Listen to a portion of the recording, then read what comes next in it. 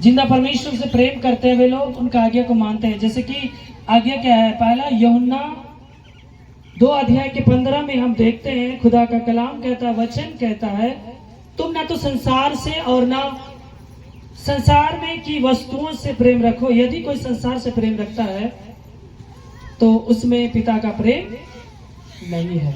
Hallelujah. संसार का प्रेम क्या है? ये संसार का प्रेम है धन संपत्ति, रिलेशन और दिखावा, फेस्टिवल, नशा पान करना, अपने आप को हद से ज्यादा क्या बोलेंगे आजकल नए युग में फोटेसगिरी दिखाना, लोगों को देखकर क्या क्या बनवाना, शरीर में पहनना, दिखाना, फालतू भीड़ में जाना। मगर परमेश्वर कहता है उसमें मेरा प्रेम नहीं है। और संसार की कोई भी वस्तुओं से भी तुम यदि प्रेम करते हो तो भी उसमें मेरा प्रेम नहीं, मेरा ब्लेसिंग नहीं। शरीर की अभिलाषा और आंखों की अभिलाषा और जीविका का घमंड वह पिता की ओर से नहीं है, परंतु ये संसार की ओर से है। हम जो इस संसार में सोचते हैं कि मेरा जितना भी अभिलाषा मेरे अंदर, मेरे घर परिवार के बारे में जितना ख्वाब है मैं पूरा करूं, तो खुदा की ओर से ब्लेसिंग नहीं, वो संसारिक है। उसके कारण कितना पाप गुना करते होंगे। सपोर्ट दैट कोई ब्रोकरी करता हो, अपने अपने लड़ जाता, ब्रोकर में गोली बारूद चल जाता, कोई काट के घुसे आ दिया, उनको लगा कोई नहीं देखा, हमसे लोग डरेगा। हम इस इलाके के रंगदार हैं, लोग डर रहे, फलवा तो बड़ी तगड़ा है।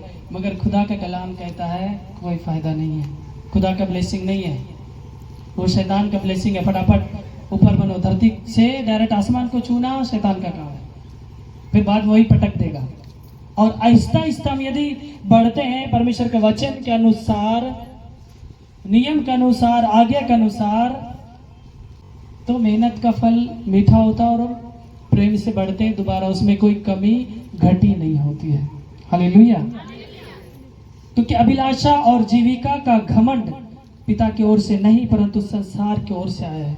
हम यदि अपने जीवन को चलाने के लिए, जीविका उसको बोलते हैं, जीविका जो 10 टकिया ग्रुप वाला, दीदी वाला नहीं, जो हम अपने जीवन शैली को चलाते हैं, दैनिक जीवन को चलाते हैं, उसमें जो भी काम धंधा करते हैं, जैसा भी हो, आपका कलाम का तो उसमें पाप ना हो, पाप नहीं होना चाहिए, और घमंड नहीं होना चाहिए। घमंड वो तो पक्का पाप होना ही।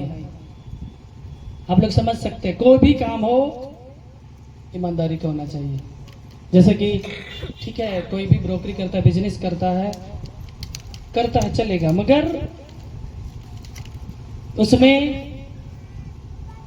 गोली बारूद की बात ना हो और मर्डर करने तक की बात ना हो। जो भी हो फैसला हाँ में हाँ, ना में ना कर ले तो शायद परमेश्वर आशीष दे।